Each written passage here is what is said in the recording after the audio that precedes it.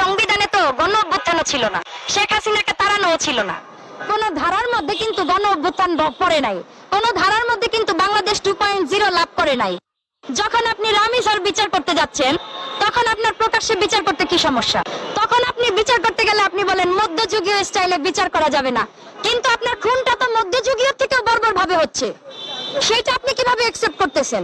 আপনি তো একবারও বলতেছেন না যে এই খুনি, তুমি মধ্যযুগীয় সময়ও যেভাবে বর্বর ভাবে হত্যা হয় না, সেভাবে তুমি কিভাবে হত্যা করতেছো? তাহলে আপনি আমাদের সাধারণ জনগণকে কিভাবে 164 ধারা, 65, 66 ধারা এগুলা দেখাই আপনি বলেন খুনি তো স্বীকার করছে, তাই এটা চার্জশিট হইতে বেশি সময় লাগবে না। চার্জশিট করবেন আপনি 1 ঘন্টায়, আসামি ধরছেন আপনি 7 ঘন্টায়, আপনি চার্জশিট দাখিল করবেন 1 ঘন্টায়, এইটাকে কোর্টে তুলবেন আপনি 7 ঘন্টার ভিতরে, এবং আপনি বিচার করবেন আগামীকাল রবিবার আছে। আমাদের সর্বোচ্চ বিচার স্থান কোথায়? হাইকোর্ট। মাননীয় হাইকোর্টের প্রধান ফটকে আমি ব্যক্তিগতভাবে এর ফাঁসি চাই, উন্মুক্ত মঞ্চে, এবং এইভাবে মাথার বদলে মাথা। আমাদের সংবিধানে তো গণ অভ্যুত্থানও ছিল না, শেখ হাসিনাকে তাড়ানোও ছিল না।